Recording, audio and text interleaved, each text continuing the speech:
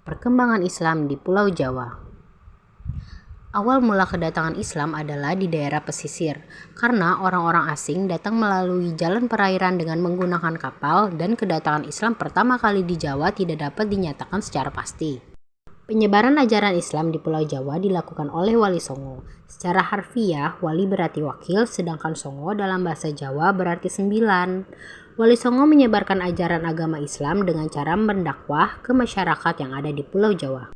Yang pertama adalah Sunan Gunung Jati atau Syarif Hidayatullah. Ia berperan penting dalam penyebaran agama Islam di Pulau Jawa, khususnya di Cirebon. Sunan Gunung Jati adalah pendiri dinasti Kesultanan Banten yang dimulai dengan putranya, yaitu Sultan Maulana Hasanuddin. Beliau juga merupakan sosok yang cerdas dan tekun dalam menuntut ilmu. Yang kedua adalah Sunan Ampel. Beliau memiliki nama asli Raden Rahman. Melalui dakwahnya dari sebuah pondok pesantren yang didirikan di Ampel Dentas, Surabaya, dia dikenal sebagai pembina pondok pesantren pertama di Jawa Timur. Beliau juga memiliki murid, salah satunya adalah Sunan Giri.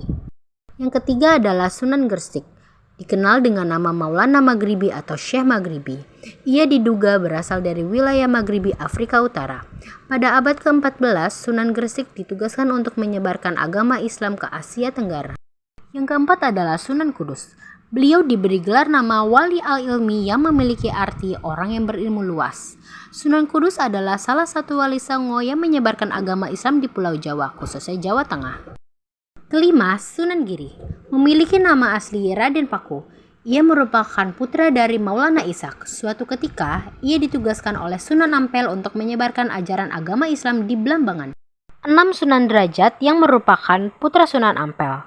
Sunan Derajat adalah seorang wali yang dikenal berjiwa sosial tinggi. Ia banyak menolong yatim piatu, fakir miskin, dan orang sakit. Yang ketujuh ada Sunan Muria. Sunan Muria merupakan seorang wali Songo yang sangat berjasa bagi penyebaran agama Islam di Nusantara, terutama di daerah pedesaan. Kedelapan ada Sunan Kalijaga. Beliau dikenal sebagai wali yang berperan penting dalam penyebaran agama Islam di Pulau Jawa. Selain menjadi ulama, ia juga menjadi seniman, penasehat keraton, dan arsitek yang ulung. Terakhir, kesembilan ada Sunan Bonang. Sunan Bonang adalah putra Sunan Ampel dan Nyai Ageng Manila. Sunan Bonang juga dikenal dalam ilmu kebatinannya. Ia mengambil ilmu zikir yang berasal dari Rasulullah SAW dan kemudian ia kombinasikan dengan keseimbangan pernafasan. Kerajaan-kerajaan Islam di Pulau Jawa. Yang pertama ada Kerajaan Demak yang didirikan oleh Raden Patah pada tahun 1475. Yang kedua ada Kerajaan Mataram Islam yang didirikan oleh Ki Ageng Pamanahan pada tahun 1582. Tiga ada Kerajaan Banten. Kerajaan Banten adalah salah satu kerajaan Islam di Pulau Jawa yang pernah menjadi penguasa jalur pelayaran dan perdagangan. Peninggalan sejarah Islam di Pulau Jawa.